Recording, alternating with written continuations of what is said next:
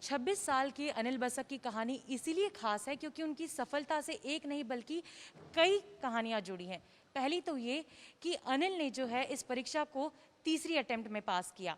दूसरी बात ये कि साल 2016 से जब वो तैयारी कर रहे थे तो साल 2018 तक ही उन्होंने कोचिंग ज्वाइन की। इसके बाद उन्होंने फोकस किया कि वो खुद ही पढ़ाई करके इस परीक्षा को देंगे, क्योंकि ना ही उनके पास उस वक्त इतने पैसे थे और वो चाहते थे कि वो खुद अपने बलबूते पर इस परीक्षा को पास करें। और तीसरी और सबसे महत्वपूर्ण बात कि अनिल बहुत ही बेसिक फैमिली से आते हैं। उनके पिता एक समय पर गांव-गांव जाकर कपड़े भी बेचा करते थे।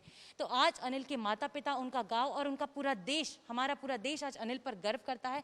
अनिल से बातचीत करते हैं और जानते हैं कि उन्होंने ये सफ़र कैसे तय किया। अनिल, हमें बताइए सबसे पहले तो कि आपने तैयारी किस तरह से की और क्या कुछ आपने कितने एफर्ट्स लगाए इस परीक्षा में पास होने के लिए। जी मैम, मैं किशनगंज बिहार का रहने वाला हूँ और जो मेरी स्कूलिंग है वो किशनगंज बिहार से रही है। और इस एग्ज़ाम से पहले मैंने आईआईटी जेईई का एग्ज़ाम निकाला था, तो मुझे आईआईटी दिल्ली में था जो थर्ड ईयर है आईआईटी दिल्ली में। उस समय से मेरे दिमाग में आया कि सिविल सर्विसेज का प्रिपरेशन करना चाहिए और तब से मैंने स्टार्ट किया था प्रिपरेशन। इसके पीछे कई सारे कारण थे और एक जो था, मैं नेशनल सर्विस स्कीम में भी था तो वहाँ से भी थोड़ा सा था इंक्लिनेशन। दूसरा, सिविल सर्वेंट्स जो हमारे आईआईटी दिल्ली के सीनियर्स थे उन्होंने भी प्रोत्साहित किया। और जो फाउंडेशंस थे वो बचपन में पापा से भी लग गया था क्योंकि वो न्यूज़ चैनल्स देखते थे, तो उससे भी मुझे न्यूज़ चैनल्स और करंट अफेयर्स में इंटरेस्ट था। और मेरे प्राइमरी स्कूल के जो टीचर्स थे उन्होंने भी जनरल नॉलेज की आदत डलवाई थी। तो जो ये बाद में जाके मुझे समझ में आया कि मुझे सिविल सर्विसेज में जाना चाहिए। और जो मैं 2016 से प्रिपरेशन स्टार्ट की थी, अगस्त 2016 से, और आज जो है 5 साल हो गए। और लकीली कि मैं अब प्रिपरेशन से आउट हुआ और सर्विस ज्वाइन कर रहा हूँ। और पहले प्रयास जो था मेरा 2018 में, भले ही मैंने बहुत मेहनत करके दिया था लेकिन प्रीलिम्स क्लियर नहीं हो पाया था। इसके कई कारण थे। एक तो पुअर स्ट्रेटजी थी, दूसरा ये भी था कि मैं ओएमआर शीट को पूरी तरह से फिल नहीं कर पाया था। ये भी पुअर स्ट्रेटजी थी कि हमें ओएमआर शीट की भी प्रैक्टिस करनी चाहिए। सेकेंड अटैम्प्ट में मैंने तीनों स्टेज क्लियर किया 2019 में, प्रीलिम्स, मेंस और पर्सनैलिटी टेस्ट।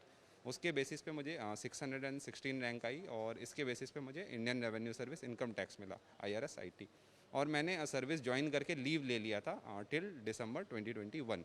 फिर मैं 2020 का अटैम्प्ट पे भी अपेयर हुआ, प्रीलिम्स, मेंस और पर्सनैलिटी टेस्ट या इंटरव्यू, ये तीनों स्टेज क्लियर हुए और इस बार मुझे 45वां और 45 रैंक हासिल हुआ।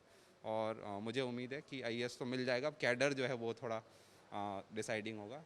हालांकि इस जर्नी में बहुत सारे उतार चढ़ाव आए और इसके मैं अकेले दम पे तो नहीं निकाल पाया परीक्षा। बहुत सारे लोग थे पीछे। एक तो मेरा रियल परिवार जो किशनगंज से हो गया, दूसरा IIT के परिवार, IIT के जो मेरे दोस्त थे, तीसरा एक और मेरा मित्र था शिवम कुमार, उसने भी काफ़ी ज़्यादा जो है मेरे साथ था, हमेशा ही साथ था। आपने अपने परिवार की बात की तो आपके जो पिताजी थे उन्होंने काफ़ी पहले के जो दिन थे काफ़ी संघर्ष भरे गुजारे।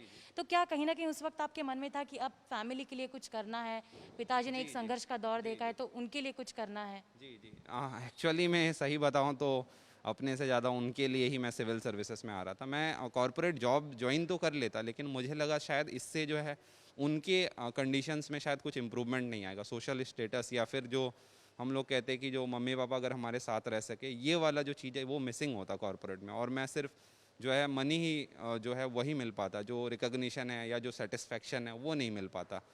तो इसके लिए जो है मुझे लगा सिविल सर्विसेज एक बहुत ही एक्सीलेंट करियर अपॉर्चुनिटी है, इसलिए मैं सिविल सर्विसेज के प्रिपरेशन में आया और परीक्षा क्लियर कर पाया। आगे के आपके फ्यूचर के क्या प्लान्स हैं और आपका एक सक्सेस मंत्रा। मैम, फ्यूचर के प्लान्स तो अभी ज़्यादा मैं सोच नहीं पा रहा हूँ। बस यही सोच रहा हूँ कि मैं अपने AIR की जगह अपने कामों से जाना जाऊँ, ज़्यादा से ज़्यादा लोगों के चेहरे पे खुशी ला सकूँ, गवर्नमेंट के जो स्कीम्स पॉलिसीज़ है वो लोगों तक लेके जा सके। और जो सक्सेस मंत्रा तो बहुत सारे हैं लेकिन एक कोट जो मुझे बहुत पसंद है वो इंग्लिश में ये है कि tough times don't last long, tough people do. यानी कठिन समय जो है ज़्यादा समय तक नहीं रहता है लेकिन कठिन लोग जो है वो ज़्यादा समय तक टिके रहते हैं। और मैं ये मानता हूँ कि कठिन समय जो है वही कठिन लोगों को पैदा करते हैं। अगर हम देश में देखें, जो शहीद भगत सिंह जी जो इतने कठिन व्यक्ति जो हमारे देश से निकले, वो इसलिए निकले क्योंकि देश में कठिन परिस्थितियाँ थी। तो आज भी अगर हमारे देश में कठिन परिस्थितियाँ आएंगी तो कठिन लोग निकल के आएंगे। तो ये मेरे लिए हमेशा मोटिवेटिंग था। कठिन परिस्थितियाँ जो है इंसान को एक कठिन भी बनाता है और उसको विनम्र भी बनाता है। तीसरा, कठिन समय में हमें अपने सच्चे दोस्त भी पता चल जाते हैं। और चौथा जो है, जब कठिन समय जब गुजरता है तो हम बाउंस बैक करते हैं, जिसको हम रेजिलियंस बोलते हैं। तो ये चार जो है चीज़ें हैं। एक और बात मैं बोलना चाहूँगा कि मैं मानता हूँ सिविल सर्विसेज में कोई भी व्यक्ति फेल नहीं होता। या तो वो व्यक्ति एग्ज़ाम क्लियर कर जाता है, अगर फेल हो रहा है तो उन्हें कुछ फ़ायदे होते हैं जो मैंने बताया। एक तो उन्हें वो लोग हम्बल होते हैं, थोड़ा सा जो विनम्रता आती है। दूसरा, सच्चे दोस्तों का पता चल जाता है कौन सच्चे दोस्त है। उस समय जो खड़े रहते हैं वही सच्चे दोस्त है। विफलता में जो दोस्त खड़े हैं वही है। माँ बाप तो होंगे पक्का, इसके अलावा जो है वही हमारे सच्चे दोस्त है। तीसरा जो है कठिन बनाता है व्यक्ति को, फेलियर्स झेलना सिखाता है। चौथा जो रेजिलियंस है, वापस आने भी हम सीखते हैं। विफलता से बाहर आके फिर एग्ज़ाम को दोबारा क्लियर करें। अगर हम नहीं भी कर पाए एग्ज़ाम को क्लियर, जीवन में एक बेहतर इंसान ज़रूर बन जाते हैं।